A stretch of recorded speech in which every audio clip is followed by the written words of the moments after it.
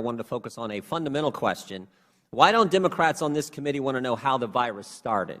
17 months, 150 million cases worldwide, 600,000 Americans lost their lives. Where did this thing start? Did it jump from an animal to humans, or was it a leak from a lab in Wuhan, China? American people probably like to know. After all, they've had their liberties assaulted for the past year. The World Health Organization did a study and issued a report. The same World Health Organization that Republicans on this committee asked to come in front of this committee 3 separate times, and the Democrats denied us our request. Their report said this, quote, "It was extremely unlikely that the lab leak was the cause." Just one problem with that finding. Nobody believes them.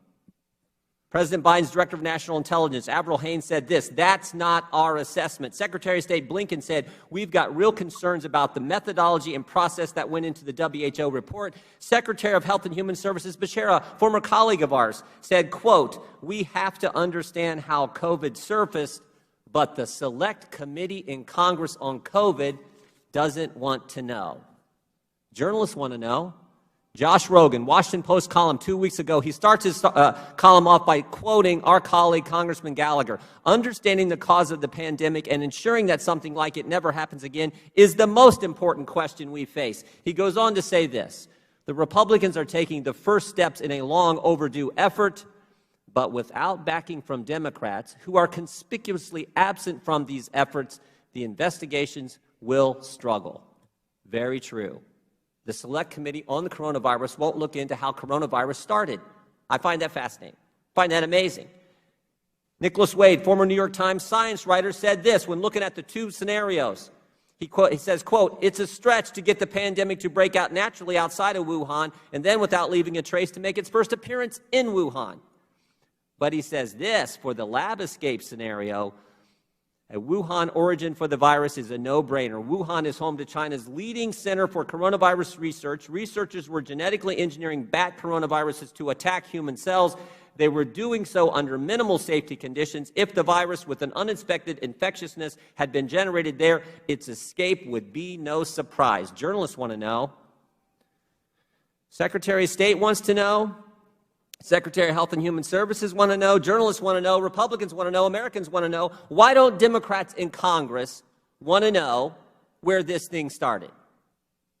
Is it because Speaker Pelosi called it a diversion last year when we were raising these questions and asking to have these witnesses brought in front of us?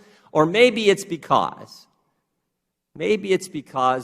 Dr. Fauci, the all-knowing Dr. Fauci, who Mr. Rogan in his piece said has, quote, repeatedly thrown cold water on the lab leak theory, maybe Dr. Fauci would have to answer some tough questions if we actually dug into how this thing started. Remember, Dr. Fauci gave EcoHealth $3 million. EcoHealth then gave $600,000 to the Wuhan lab. Did Dr. Fauci know about this arrangement when he okayed the grant? Did Dr. Fauci know the Wuhan lab did not operate with the highest level of safety standards as reported by our own State Department personnel in China? How about the process? There's a review board at HHS for any grants that do, quote, gain-of-function research. Now, 2 weeks ago, Dr. Fauci told Senator Paul that the grant to Wuhan lab was not, quote, gain-of-function research. But several respected doctors disagree, say it was. How does this review board process work? Who sits on the board? The truth is, nobody knows. The only thing we know about this board is its chairman, and we only know that because he disclosed it in January 2020. Report here. Chris Hassel, the chairman, disclosed his involvement January 2020 in a talk before the National Science Advisory Board for Biosecurity. He said during the talk that the current definition of what comes in front of his board is, quote, very narrow. Quote, I'll just probably be more frank than may be appropriate. I think it's too narrow. He then went on and suggested that the government could be funding gain-of-function research that his committee hasn't vetted. There's some important questions there for Dr. Fauci. How about the fundamental question? The fundamental question. Why are we funding research in a lab in Wuhan, China in the first place? Why are we doing that? I think the American people like to know, especially what they've went through over the last year. And just as important, Mr. Chairman, Why won't this committee, the only committee in the United States Congress, focus solely on the coronavirus? Why won't we? Thank you, Madam Chair. Mr. Rosen, 4 years ago on January 6, 2017, was it appropriate for Democrats to object to the 2016 presidential election results? Congressman, I think the things that are appropriate or inappropriate for Congress to do are that all members, of course, and all the rest of us have to adhere to the Constitution. And so I'm going to say that that's an issue for you as members of Congress to assess. You're a former acting attorney general, and we appreciate your service to the country. I'm just asking, was it okay for them to? They've told us we're not allowed to object. We weren't allowed to object on January 6, 2021. In fact, you're not even allowed to co-sponsor legislation that Democrats introduced if you did object to accepting and counting the electors on January 6, 2021. I'm just wanting your thoughts on, was it okay for Democrats to do that on January 6, 2017?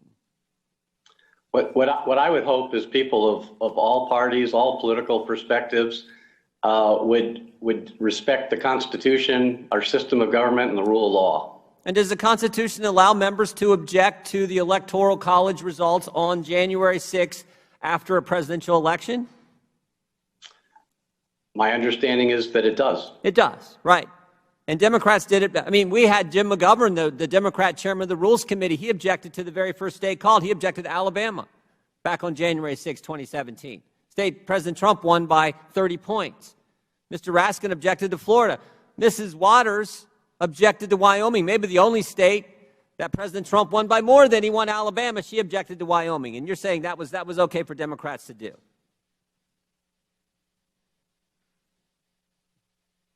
Mr. Rosen, that was fine? Oh, I'm sorry, Congress. I didn't understand if you were asking me to respond to that. Again, I mean, I think is it okay for Jim McGovern, the Democrat member of Congress, to object to Alabama on January 6, 2017? Is that all right?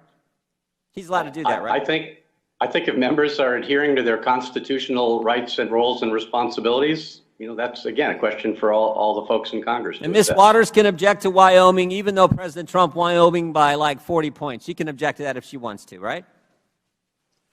Well, at least the Constitution allows members of Congress to raise objections. Yeah.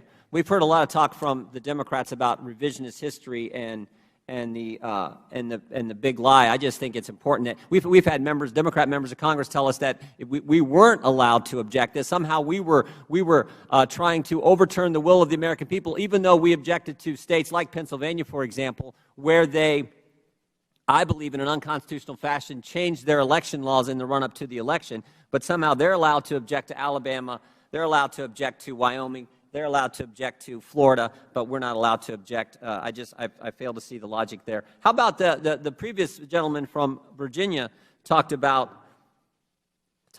brutality, talked about statements. I just want to read you a couple statements here. Well, no, let me ask you this question first. Was the 2016 election stolen? I do not know of evidence that would say it was. I think you're alluding to a troublesome thing about the legitimacy of our past elections, sometimes governor's races being called into question. And I think it's really necessary and important for all of us to find ways to restore our citizens' faith in the electoral process and in our representative system of government. Secretary Clinton said on a speaking tour, May 2019, you can run the best campaign, you can even become the nominee, and you can have the election stolen from you.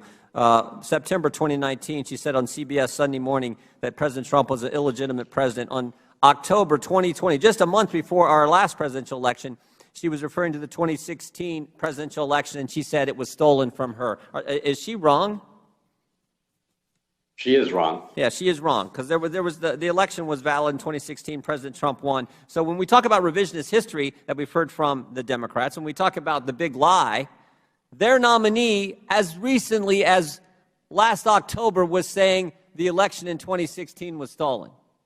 They can object to Alabama. They can object to Wyoming. They can object to states when in 2017, but we're somehow not allowed to object to anything. Raise points about the 2020 election. It's not about revisionist history. It's about the double standard the Democrats want to have. That's the part that